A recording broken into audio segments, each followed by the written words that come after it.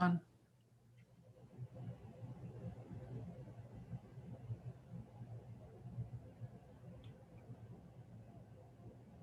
Chris, it looks like you have some kind of a window on the screen. Oh, odd. Yeah, I'm seeing that too, this yellow box. Yeah. Remove, what does it want me to remove? It worked. Whatever you did worked. Yeah, it's good now. Yeah, it's coming back now for me.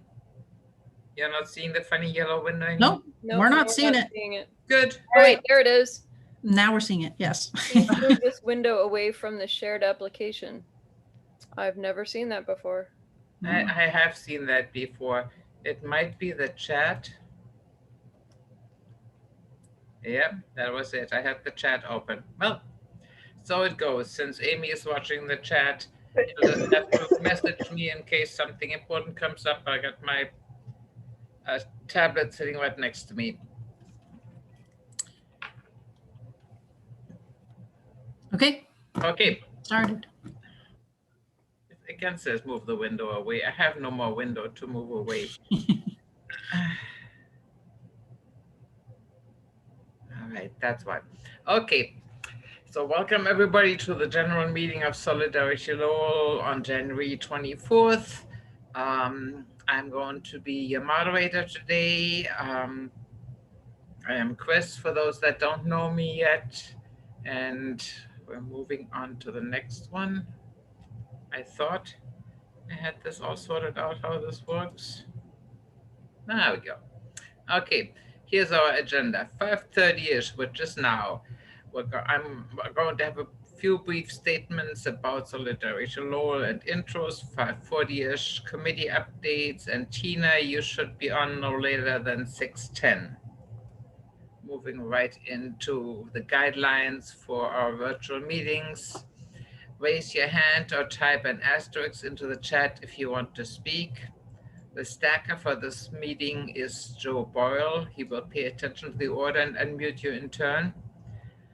Timekeeper is Lisa Arnold. Please be mindful of the time limits. Use stop video if you need to take a break from sharing your camera. Start video when you're ready to return. Step up, step back. And this meeting is being recorded. And if you can see the yellow window again, I don't know how to make it go away. So there's that. Yeah, that way. Okay.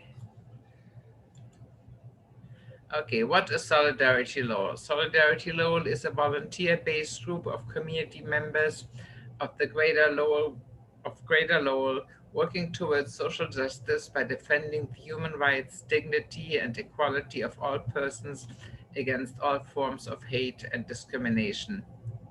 With all in-person events on hold, we hope we can bring people together virtually and come up with ways to pursue progressive issues in this time of social distancing.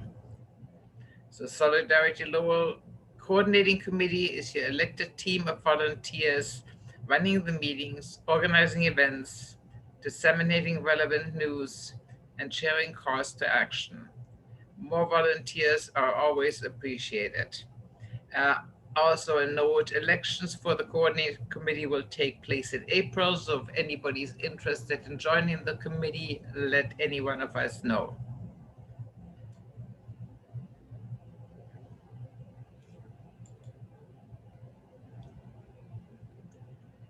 We are a chapter of Progressive Massachusetts. If you're interested in learning more about Progressive Mass or joining one of the committees, let us know after the meeting. Progressive Mass is forming a new digital engagement committee and needs volunteers. They're looking for wordsmiths, graphic artists to create informative and creative visuals for Progressive Mass's digital outreach issues. Marissa, this was yours? Yep, I can do this.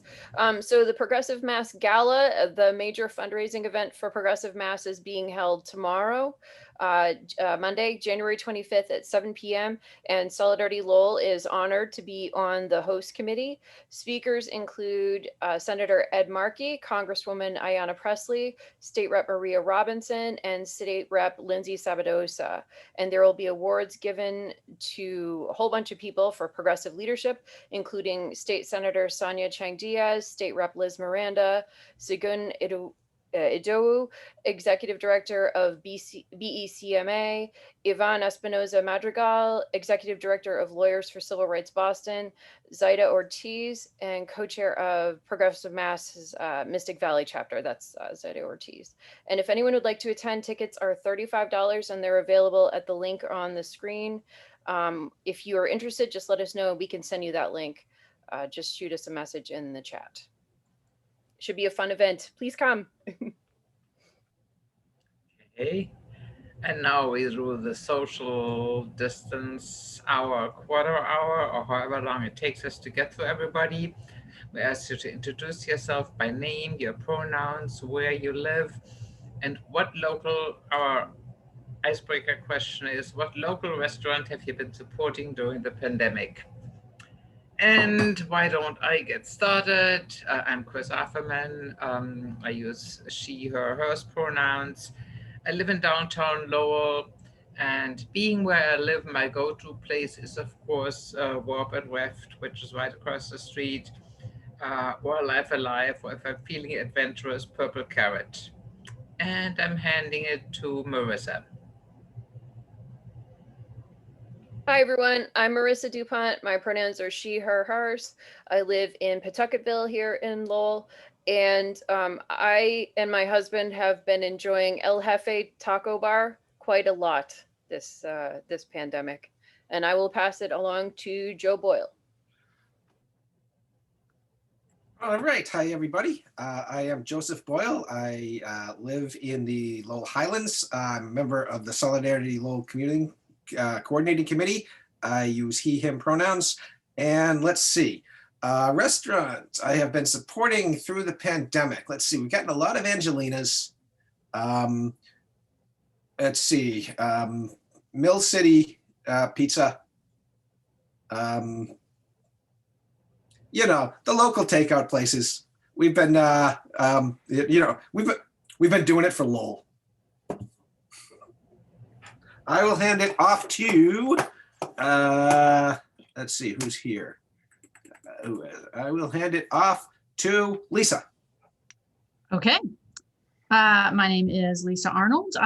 My pronouns are she, her, and I live in downtown Lowell. And Warp and Weft has been my go-to, but for a little variety, I've been taking advantage of the take and bake options at Purple Carrot lately.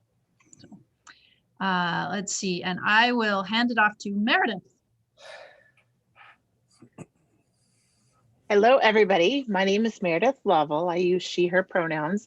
I live in Billerica, and I am very excited to be on my first Solidarity Lowell meeting and can't wait to do more and be part of more. I'm very grateful to all of you and how you helped out with our campaign for Teresa English in the fall, well, summer, fall. And we have a lot of awesome things happening in Billerica, and we're just excited to be part of everything. So living in Billerica, I've done a lot to try to support Billerica restaurants for sure. And one of the big ones I've supported pre-pandemic, but definitely during the pandemic, is Feel Good Cafe, which if you haven't heard of it, it's a smoothie slash healthy kind of eats place, but their smoothies and smooth bowls are insanely amazing. So I will pass it off to Stephen. Well, hi, I'm Steve Malagodi. I live in downtown Lowell, he, him pronouns. Right, so restaurants, Viet Thai, I support them, they feed me.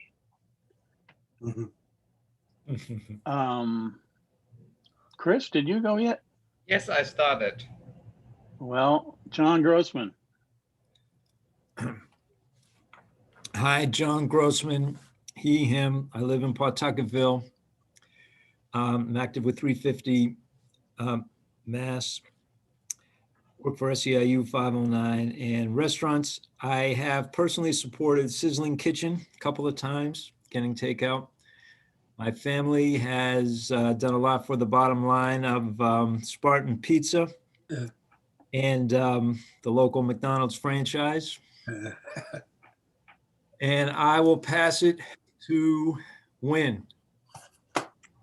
Hi, Win Flint. I live on the top of Centerville in Christian Hill. She, her, and we've been supporting a Chinese restaurant, Goody Foodie, and Mo's Mexican food. I'm having a hard time seeing everybody. I'm only seeing 5 people. Can you pick someone, Chris? Sure. Let's see who hasn't gone yet. Amy, have you gone yet?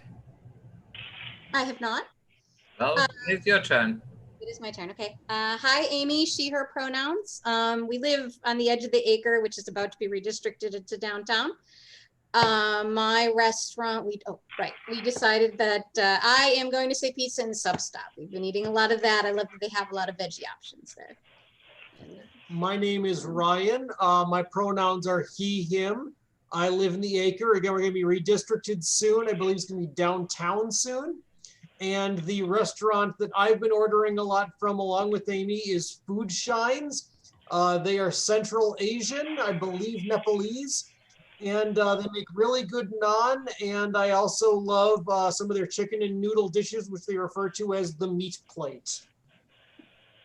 And I think that next, is Judith Durant gone yet? No. Hi, I'm Judith Durant, she, her. I'm chair of the Lowell Democratic City Committee. I live in the Highlands. I've been cooking a lot, but I've made numerous stops to the new co-op that includes cheesemongers and I'm losing it. Lydia's, Sweet Lydia's. Yes.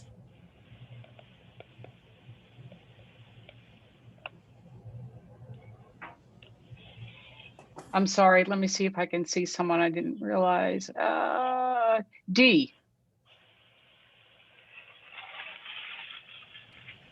Okay.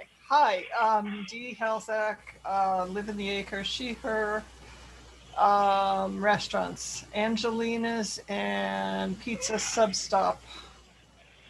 And who has, is Rick gone? Rick Golden, and I live up on Christian Hill, very close to Win. Hi, Win. And he, him pronouns. And we just don't do takeout, pandemic or no pandemic. It's all cooking, but we like Life Alive. I really like Life Alive. I will pass it to Tooch. Is that how you pronounce your name? Correct, Lisa. Tooch Van from Saulo. He, his, him, and the best takeout that our family like to do a lot, 2 restaurants, Pepper Carrot and Sizzling. But we've been cooking, our son cooking a lot. He's 11-year-old and he like to eat and cook. And so he fit the family as well. I pass to Tara. Hi everyone, I'm Tara. I'm going with he, him. I live in the Low Highland. And for local restaurant, as a college student during the pandemic, I've been broke. So I've been shop locally instead and cook at home. So yeah, I will pass down to Elizabeth. Hi, I'm Elizabeth. My pronouns are she, her. I'm currently a college student in UMass. This is my first time here. I kind of wanted to get more involved in like local community stuff. So I thought this would be a good way to do that. And I also have not been supporting that many restaurants, but I have been to Life Alive. Like I've got takeout from Life Alive and like Egyptian Grill sometimes, which has been good.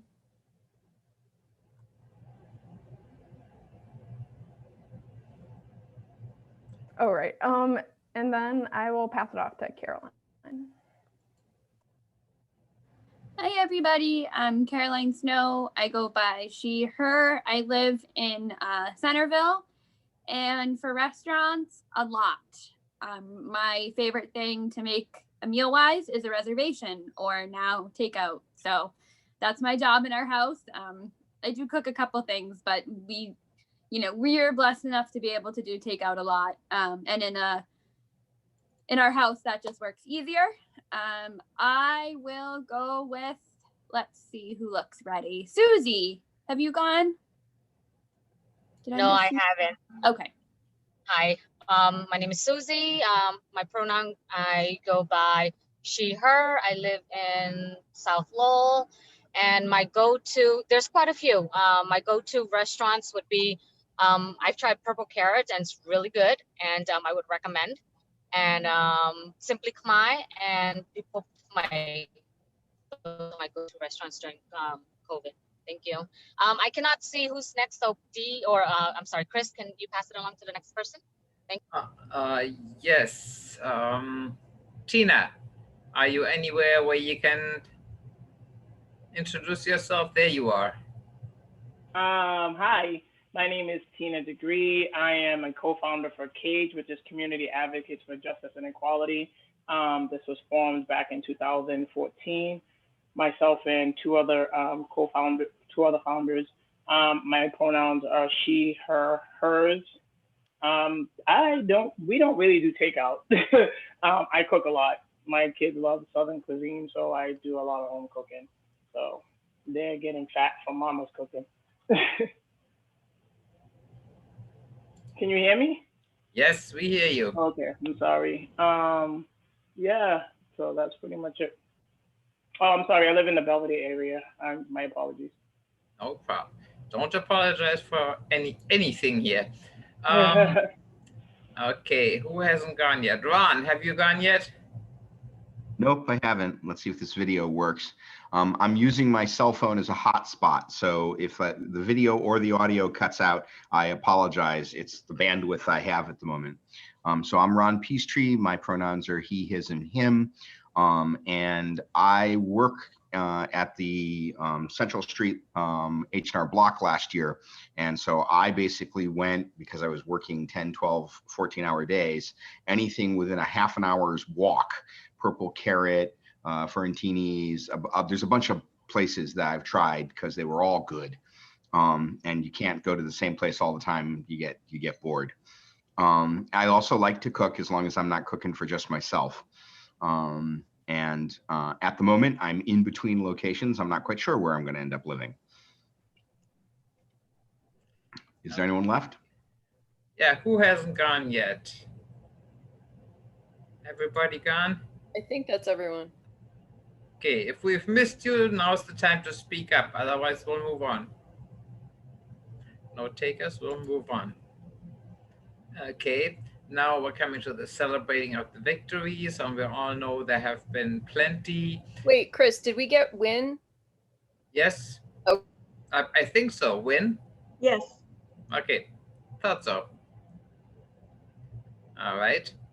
So back to celebrating our victories. First and foremost, that we had a peaceful transfer of power, which for a hot minute there didn't look like it was going to happen.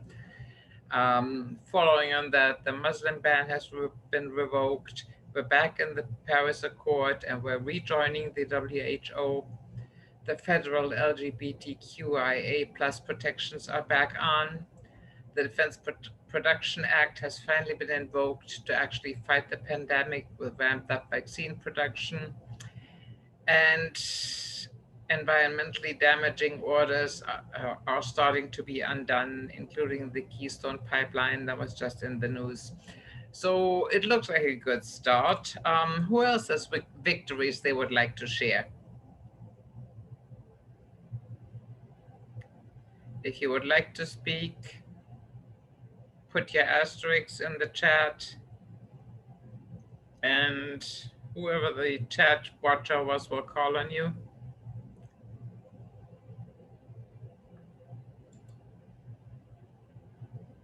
D, Sorry, I just saw you. Whoever the watcher was wasn't stepping on you. D. Oh, okay. Yeah, the Michael Pack, the head of the AGM, is gone already. Like, yay! No more lies, no more propaganda. We hope. Okay, anybody else who would like to talk about victories?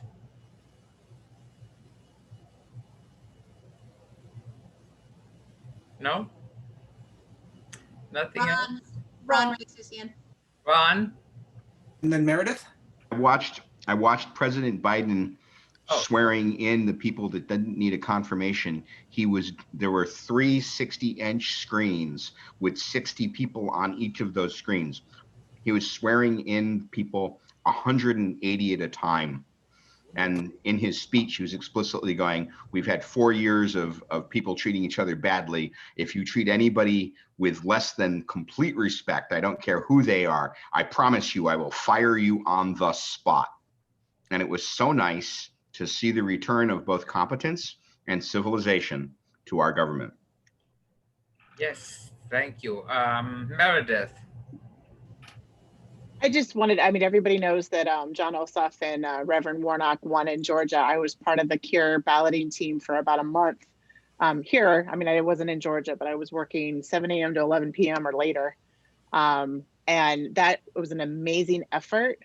And it literally, like, you couldn't celebrate. We didn't celebrate until January 8th in the evening because it was such a humanity effort of every vote counting and the stories coming out of that. It blew, I still have to process a lot of it. It's mind blowing, but to see that off of the general come to what it came to and that they were curing ballots. The last stat I heard was almost 7,000 ballots were cured for the runoff. So I just, yeah, it was amazing, but I just wanted to share a little bit of that information because it's a big thing, right? Yeah. Okay. Who else?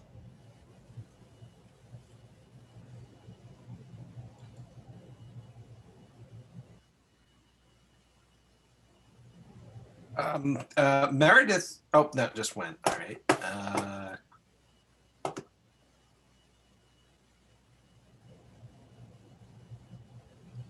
And from the ping that somebody new just come in or leave, one or the other. Paul just arrived. Oh, Paul. All right, Paul, we're already past the introduction period, but since you're there and nobody else is coming up with victories, maybe you have a little bit of both. Introduce yourself. As usual, the question was, what was the question? What Lowell restaurant have you been supporting during this pandemic? After your name and location, all of that. And then you can hop right over to we're in the middle of celebrating victories. Paul Gaudette from St. Patrick's Church in the Acre. I live in the Highlands, he and him. And I've been supporting the Owl Diner. It's the only place I've gone to. Nice. Off the top of my head, I don't have any victories to share at the moment. Just enjoying the new political atmosphere. Yes. Thanks. Okay. New Catholic president. Yes. Okay. Nothing else on this one. Okay, moving to the election subcommittee. It is definitely time to start the conversation on city council elections. I've heard of several people that have declared that they're running, and we do hope that more are running. I'm going to elaborate just a little bit on this one-line headline here. If you know anybody who you think might want to be running or should be running, definitely let's encourage them. And there was, oh God, Lisa, I think you know more about that, or Marissa. Dee was going to speak about this one. Okay, never mind. There's going to be some information about that can be very useful to people who for the first time want to run for any kind of public position. So there's help available. We'll be happy to point them towards that help. We need more new people coming into the city council for sure. So the two people that are coordinating our election subcommittee efforts is Lisa Arnold and Dee Herzak, and you can reach them at lisa@or d@solidaritylowell.com. Any questions, comments, or suggestions on this one? He was going to speak about this, Chris. Okay, now or later? Now. Now, Dee. Dee, you are muted. You unmute myself. Okay, there. Thank you. Anyone who's interested in running, Lowell Votes is running a candidate empowerment and readiness training class in 3 sessions beginning March 20th, which is pretty much an all-day session. And you need to register by February 18th. They have a cap of 20, so register soon if you want to run. They'll take you through everything you need to know about how to run a campaign and what it means to be a candidate. Okay, good. I'd like to add to that, Mass Alliance also is going to be having a one-day training on a Saturday, and Mass Alliance has really, really good trainings. So definitely something to consider as well. Thank you, Lisa. Anybody else have anything on the topic elections, and specifically city council elections, but also other citywide elections? Dee, for the notes, what was that organization again? Dee? Lowell Votes. Lowell Votes, okay. They're actually doing it in coordination with a lot of organizations, including Lowell Alliance. So they're bringing in people from outside the city who have had a lot of experience in training. Okay, good. All right. Any other comments on elections, subcommittee activities, questions? Tina has a question. Eddie? Actually, I don't have a question. It was just a comment. I know that Lisa Arnold was probably aware, as well as Marissa DuPont. I was looking to run for city council this year. However, I have something else that really needs my attention right now, so I don't really think I can focus on doing that. Okay.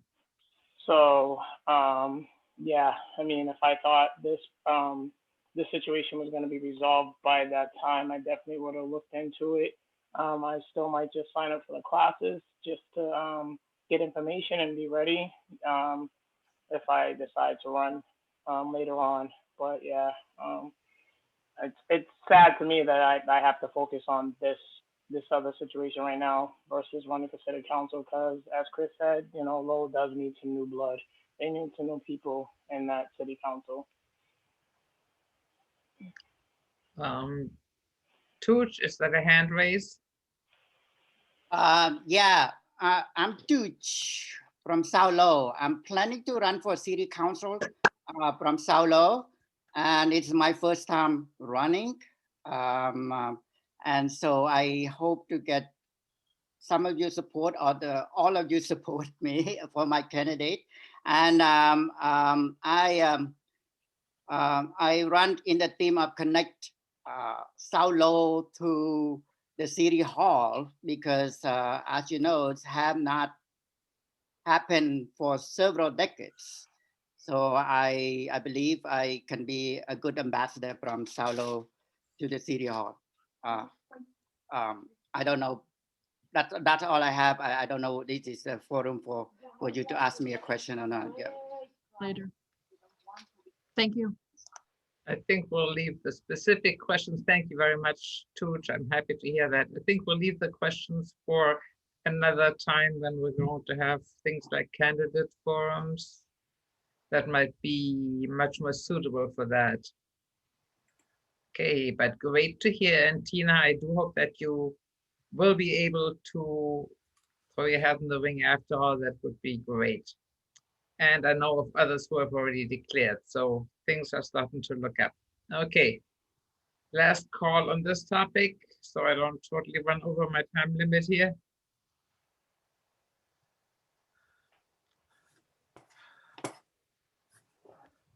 Okay, moving on to the next. That's Marissa's turn again. Hi, everyone. I am the volunteer coordinator for Solidarity Lowell for the Merrimack Valley Interfaith Sanctuary Network. As you may or may not know, that there was a gentleman staying in the sanctuary space, Marius, a Togolese asylum seeker. Unfortunately, he's run into some pretty significant legal issues lately, so we need help covering lawyers' fees. It's nothing that's his fault. Let's just leave it at that. Unfortunately, I can't give too many details at this point.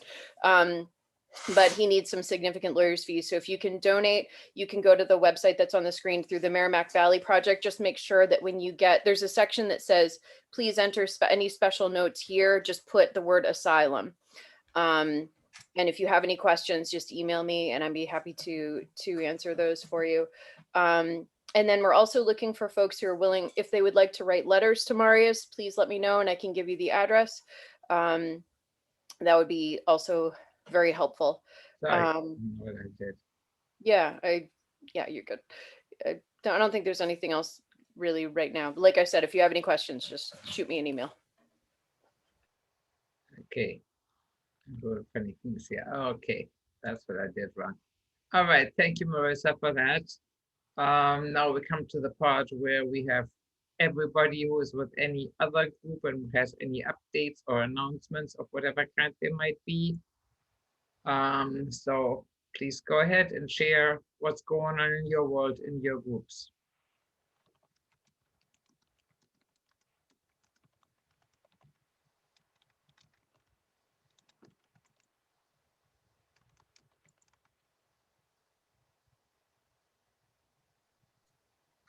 Win. Chris Wynn would like to speak. Yeah. Yes, Amy, just please call on it because I can't see too many windows here. So Win, you're up. You're muted. Geez, you think by now I'd get it. Anyway, I've been away because I was doing stuff for 350 Mass, and I'm like a one-minded person, unlike John Grossman or Stephen.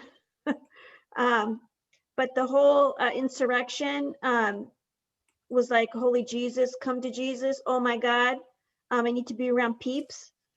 So that was a big reason I came. And the other reason is that I saw that a lot of Christian signs were at the insurrection, which was distressing to me.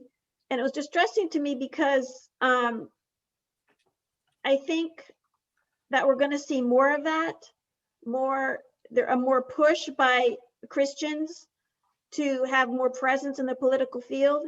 And it kind of feels like maybe, oh, that wouldn't happen in Lowell. I know for a fact that we have a number of conservative churches in this area that would definitely like to have a more conservative city government.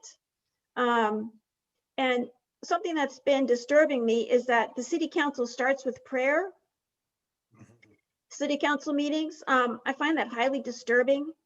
And I not for now, but maybe just down the road, maybe it would be good for, I would like to discuss with other Solidarity people a way to not have that happen anymore because it's bad on a number of levels. Anyway, that's all I have to say.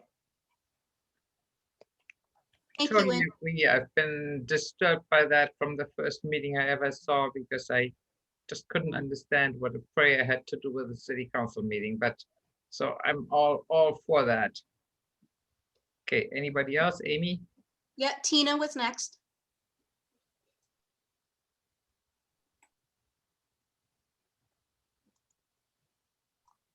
Sorry about that. So, I mean, I was going to say what Cage is working on, but it's going to kind of segue into what I'm going to speak about, which is the young man, Moses Harris, that's been missing since December 19th. That's what we've been working on. That's what we've been organizing. Yeah, I just feel like that, with the new, the transfer of the guards, so to speak, with Trump being out and Biden coming in, it was kind of hard to enjoy that. especially being that I'm in Lowell, living in Lowell. I'm a Black female woman, mother, and that people don't see that there's a racism problem in this city, in particular in the police station, with the city council members. You know, this is something I've been doing for 40 years. I've been living in the city for 40 years. I came up here from North Carolina via New York City. However, I've been in Lowell for 40 years, like I said. I have, my sons are Black, 28, 29. My oldest son would have been 34. He was murdered in the city in 2006. And the police still have yet to bring his murderers to justice. So yeah, I mean, one thing that I'm an activist. I definitely fight for injustice, against injustice. And like I said, it was kind of hard for me to enjoy that because we're helping a mother and a father who lost their son on December 19th after an encounter with Lowell police. And your mayor stands there and says to the mother that they don't want to risk putting another body in the water to go look for her son. Tina, So, yeah. I hate to interrupt, but since you're going to be talking about that in your own very own special section, which is coming up next. Yep. So maybe you can save some of those comments for then. That's fine. Okay, thank you. Anybody else on stack that would like to speak? Wait, Chris, before Tina, was there anything from Cage specifically that you wanted to talk about? Anything that they're working on? Now That we rolled into the next one. Because Oh, Tina okay, is the all right. main featured speaker, so then she can say anything she wants to say. Because otherwise Lisa is going to chime in here in a moment that I'm going over time. Yeah, I'm still asking, any other updates? Amy, are you seeing anybody? Yes, Steve is next. Hi, Steve Malagodi. I'm going to give a minute or so of my time to John Grossman for an update on the climate bill. John. Climate bill, a big comprehensive climate bill that the legislature passed at the end of the year, was vetoed by the governor. The bill moves us along faster to transition off fossil fuel in Massachusetts. It doesn't go fast enough, but it's an important step forward. We really need to pass it to do our part to avoid the catastrophes of the future that are coming our way if we don't move off of fossil fuel. So there are efforts being made to pressure the legislature to pass it now. There's a petition that I'll put in the chat that you can sign and pass around. And some of our 350 Mass group is meeting with Representative Golden on Tuesday evening. And if you're to encourage him to pass the bill again and override the governor's veto. If you'd like to join us, especially if you're in his district, send me your email and I'll make sure you get an invitation.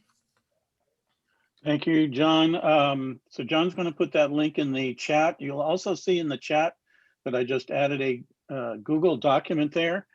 So that Google Doc is basically a script. If you would like to call or email your representative, you can use that script as guidance, or there is that petition that John had in his link. If you are in Representative Golden's district, please make a special effort to, if you communicate with him, to thank him for the good work that he has done on the bill. We don't often say that about Mr. Golden, but we mean it, that he deserves thanks for the hard work to push this fairly good bill through. It's extremely important. We would like the legislature to pass this bill, which has been reintroduced, over the governor's veto if necessary. We do not want any of the governor's amendments. So please take a little time and either sign that petition or email or call your favorite representative on the climate bill. Thank you very much. Thank you. Tara is next.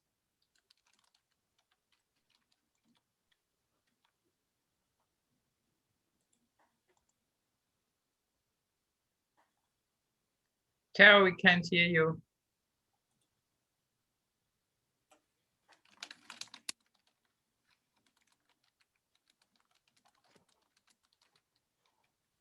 Sorry about that. It was technical problem. Hi everyone. I'm Tara. I'm an intern for a CMA civil engagement team. Is a CMA stand for Cambodian Mutual Association Assistant in Lowell, and this upcoming week on the 28th, we plan to have a Facebook Live to try to educate people on the upcoming election, what kind of different thing that will going on in our city Lowell between the new district and stuff.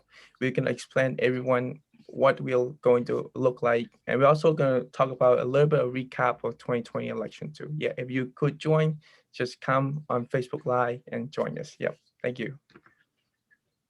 Thank you. And next is Judith. I just wanted to say that the Lowell Democratic City Committee has their next quarterly meeting on February 1st, and Tom Golden will be there also to address the climate bill. So if you can't make the forum that John was just talking about, you can certainly join the Democratic City Committee meeting for all or part of it. He'll be at the beginning of the agenda. The meeting starts at 7, and you can email me and I will send you the link. I'll put my email in the chat. Thank you. Okay, thank you. And last but not least is Paul. Hi, everyone. I just want to give a shout out to Wynn and John, who are members of Merrimack Valley Project. We, three of us, are going to be representing our area at a New England-wide convention with our sister organizations in Waterbury, Connecticut, and Vermont, and Maine, and Western Massachusetts on February 4th on a Zoom meeting. And the focus for this particular one is how we can network across the New England region on climate justice and on immigration justice. And we're having a planning meeting this week, but I just want to shout out that we'll be at this event, and hopefully we'll have things to bring back to share with Solidarity. Thank you. Okay. Anybody else on stack? Nope. Okay. Thank you, everybody, for all those good updates. And now we're coming to our main speaker, Tina. The floor is all yours. Please let us know what's going on with Moses Harris and the family and anything else you would like to add. So good evening again. Let's get straight to the point. Moses Harris was a 25-year-old black male, as everyone knows from the news. He disappeared December 19th after an encounter with Lowell police. The police stated that they were being transparent with the family, constant communication, giving the family updates, so forth and so on. That was not true. I've been with the family since I got the phone call. A friend of mine has referred the family to CAGE, which is Community Advocates for Justice and Equality, again, which is an organization that I'm a founder of. We basically advocate for people that can't advocate for themselves, stand up for people that do not know how to stand up for themselves, and also help people write complaints against police, because a lot of people in the city do not know that didn't know that they had the right to, write a complaint or follow it through. We support people. We do court support. We help people go to the police station if they need to deliver a complaint. It's amazing to me how many people in the city had complaints against police and didn't know that they could write a complaint and be heard. A lot of people are intimidated by the police in the city, especially Black, Asian, Spanish, Latino, Latinx men and women. So at any rate, a friend referred Louise and Emmanuel Harris Wapple to me. The mom was distraught. She explained the situation. I hadn't even heard about it until the mother brought it to my attention. And normally you hear about everything, especially if someone jumps in a river or jumps off the bridge or whatever. I mean, that's pretty much front page news. This wasn't front page news. Apparently what happened was that there was a phone call to Moses' address. It was his apartment. He had a living girlfriend, and for domestic disturbance. When they got there, Moses wasn't there. They got another phone call at 2 o'clock in the morning stating that Moses had returned to the apartment. When they got to the apartment, Moses again was not at the apartment. They said they initiated a search. An officer found him at 850 Lawrence Street in his car. When he approached them, Moses got out of the car with his hands up, and the first statement was that he walked backwards into the Concord River because 850 Lawrence Street are the new Waterhead apartments. That used to be the old Western Gym area. That's not there, so now it's like these luxury apartments. And if you go a little further down, there is an entrance into the river. You don't even have to go that far down.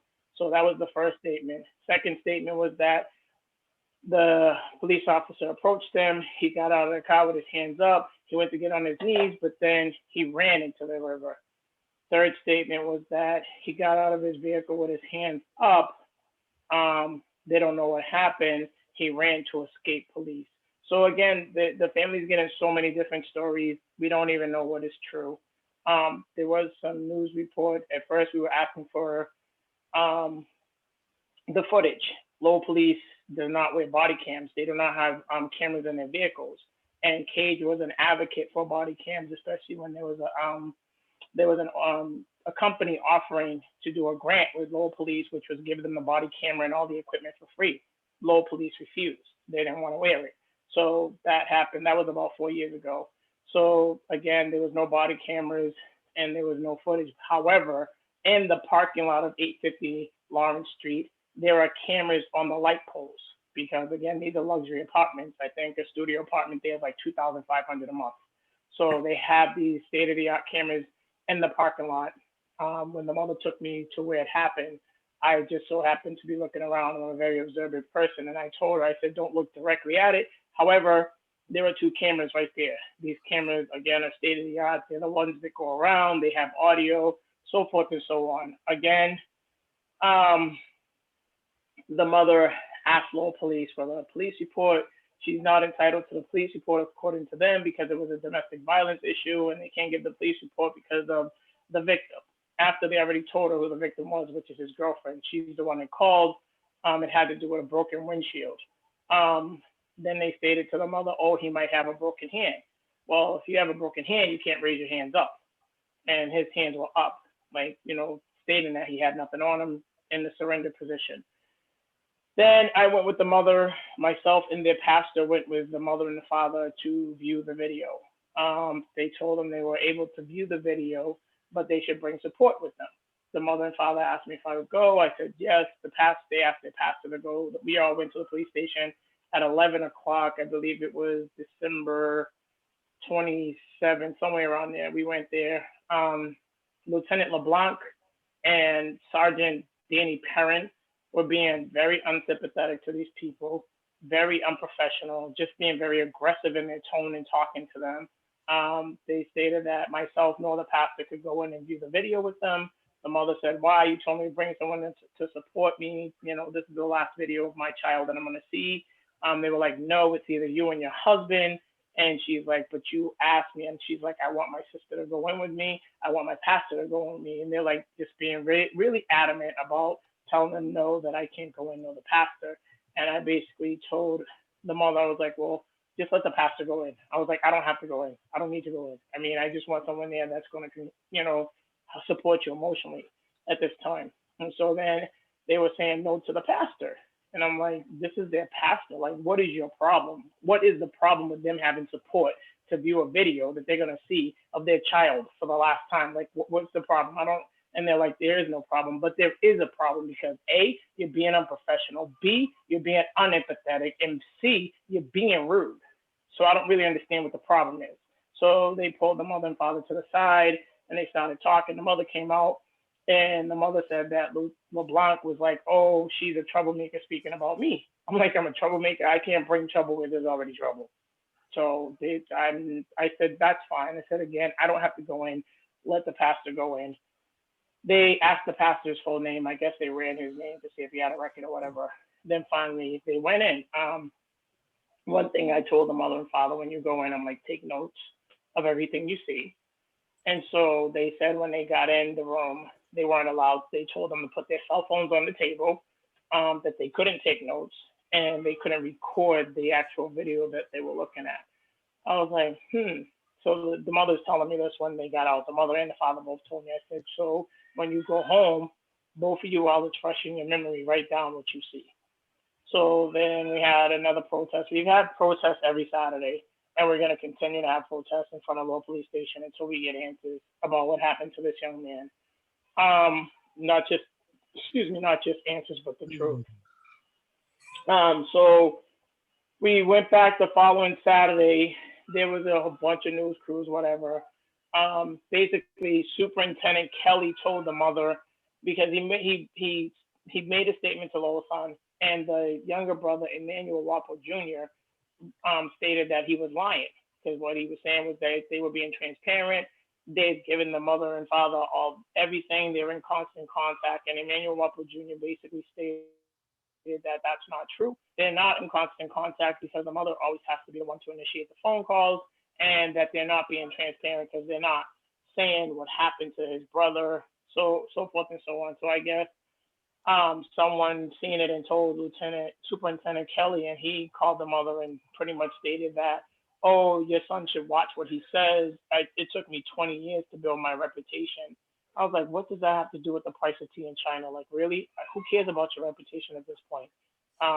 So I told the mother, I was like, okay, so did you call the mayor? She spoke to the mayor. He called back on January 4th and stated to her that, oh, the confrontation between your family and the police department is not good, and that us yelling at the police is not making them want to go search for her son. Again, what does that have to do with anything? This is your job. We're taxpayers, and we pay your salary, and your job is to go out and search for this child. And you said that they were divers, but they was not, because they showed the video on channel 25, and the video was about 10 seconds long. And the encounter with Moses Harris that night was longer than 10 seconds. They don't even show the video to the end.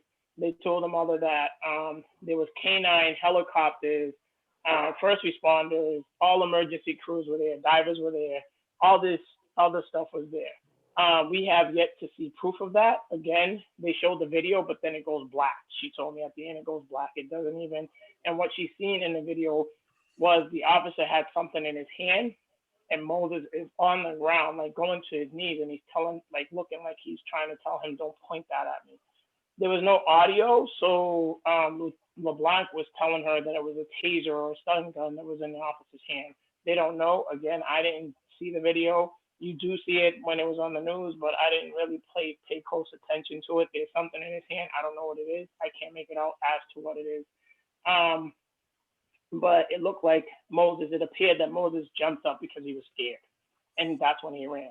I don't know if it was a gun. I don't know if it was a stun gun. I don't know what it was. Whatever it was, he was afraid and he ran. And the officer started chasing him.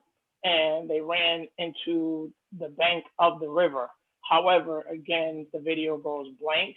We don't know if at that point what happened. Again, no one knows. They won't tell the parents who the officer that the first responding officer was. We know he was 23 years old, which to me, again, tells me he has about 6 months experience on the police force. You can't take the test until you're 21. When you take the test, you have to wait for placement. Then after placement, you have to go 6 months into the academy. So again, all in all, he probably had an average of 6 months on the job. That was the other question that we're demanding the police, like, we need to know who this police officer was.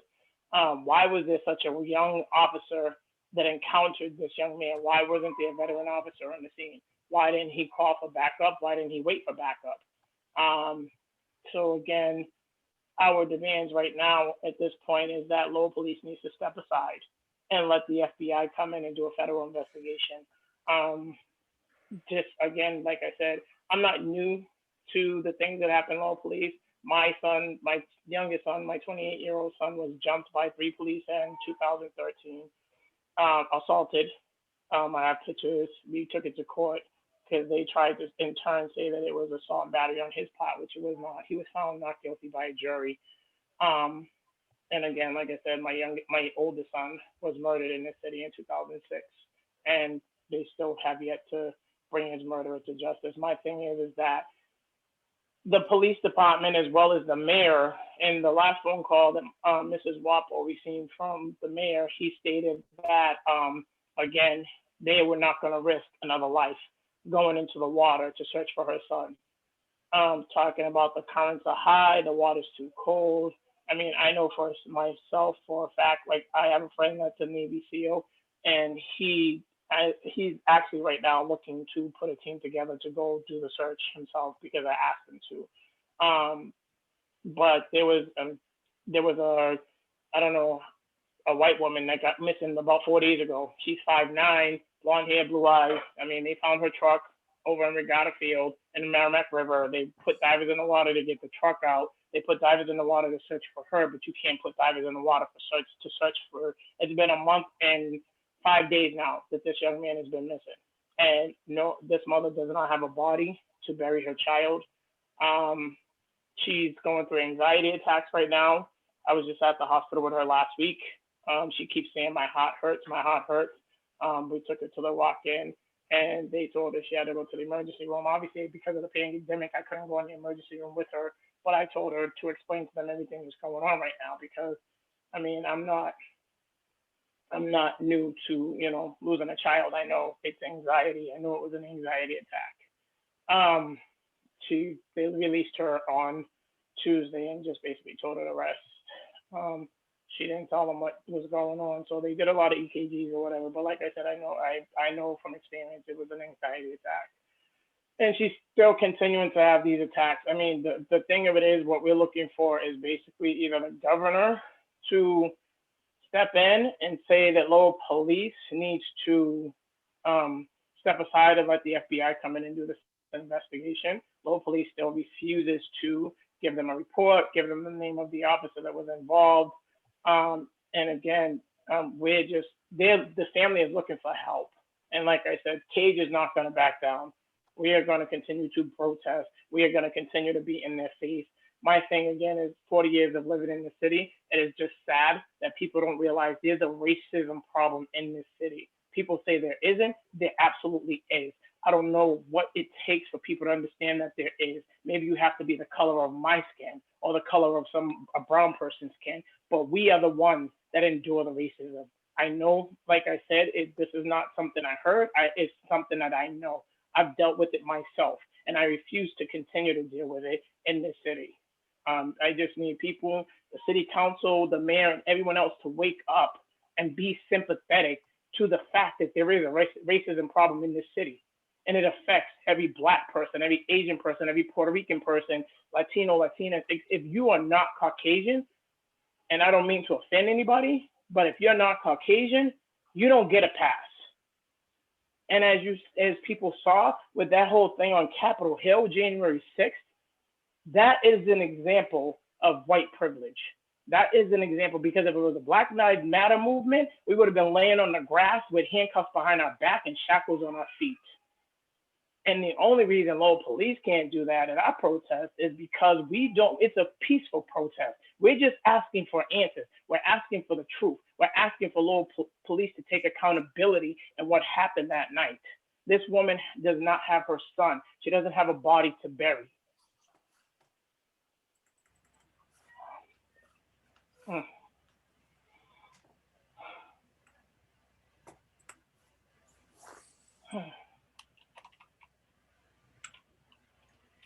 Thank you, Tina, for that very moving presentation.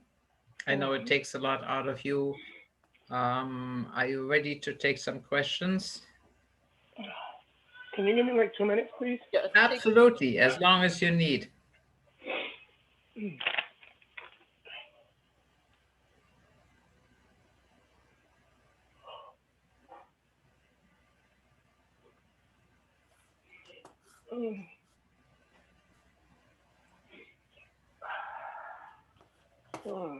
Yeah, but yeah, we can. I can answer questions.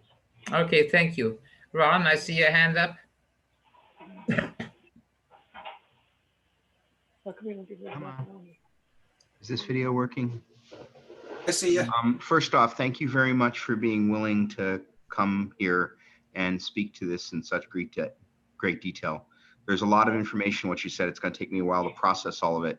One of the things I want to clarify is, have we established whether or not the police officer involved was indeed a rookie or not?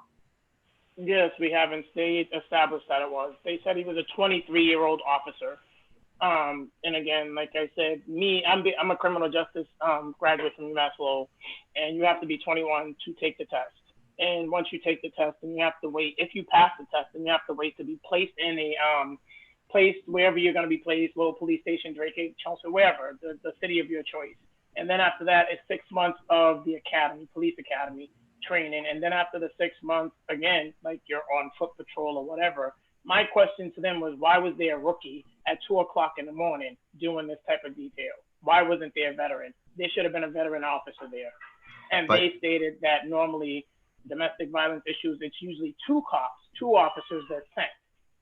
And they said he just happened to find him in the parking lot on Lawrence Street. So, but the Lowell law enforcement has not admitted that. Logic has said this person had to have been a rookie. Lowell law enforcement has not stood up and admitted that this person was a rookie. No. Okay. They won't even tell us his name, so okay. We can't. Yep. Okay, thank you. Lisa? So other than going to the marches and being a physical presence, what else can we do to support Cage and to support this family to help them get the answers that they're looking for? Is there anything specific, any specific actions that we can take? Yes, if you go to Cage's website on Facebook, it's CAGE. There is a script. We're asking people to call the mayor, call our senators. We've actually been in touch with Laurie Trahan, and her camp it continues to say, well, Lowell Police is doing their job. Lowell Police is investigating. We also spoke with Senator Warren. She says the same thing. She pushed it up to Senator Trahan. Again, they're saying Lowell Police is investigating. Lowell Police is investigating. And we are basically telling them that the investigation is not thorough. They're not investigating the way that they should be. They have not put any other divers in the water. They've actually put a drone in the water, no divers. And they put the drone in the same place. And we all know that, okay, you put it in the same place, what do you expect the body to float back upstream? Because the body doesn't float upstream, it continues to go down. They've gone to the same location. We actually drove by last week and we seen there was a boat, but it was attached to a police vehicle and like a bunch of police just standing around. And the mayor was saying that that's the drone that they put in the water. So if people can go to Cage's website, there's scripts, there's actions that we're asking everyone to do, call the governor's office, state that we want a federal investigation. This has to be investigated on a federal level. Again, this has been a month and 5 days, and this mother still does not have her son or a body to bury. I mean, the mother told the mayor the last time she spoke to him, she's like, I dead or alive, just give me my son's body, just so I can have closure, just so I can bury my child. So that's what we're asking people to do. There's also donations. The donations, again, will go towards, at this point, we're looking into a civil rights attorney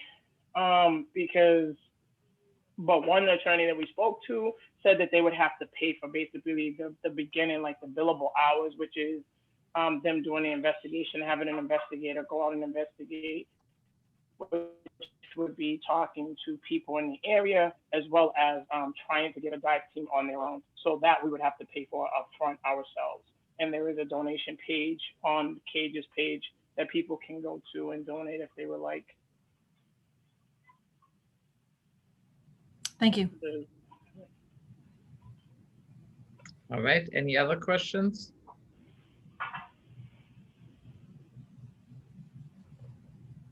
I'm not seeing anybody. Tina, anything else you would like to add? Just that that's the reason why I'm not able. yeah, that's the reason why I'm not able to run for city council this year, is because my all of my energy and efforts are focusing towards helping this family get answers to what happened to their son on December 19th. So, thank you for this time. Thank you for the opportunity to help everyone understand what's going on with Moses Harris. Absolutely. All right. No more questions on this?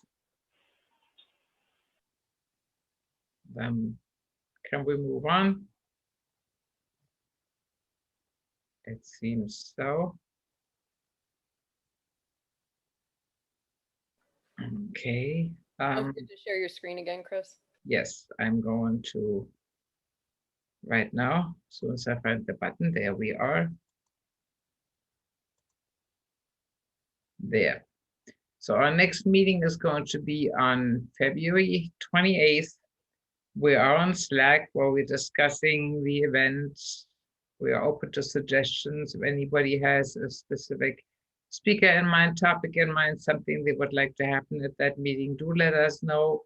Either on Slack or on any of the other many ways that you can get in touch with us directly or on our Facebook page. Last question as usual, who will help us with reminder calls? Other than the usual crew, or is anybody from the usual crew that will not be able to do it?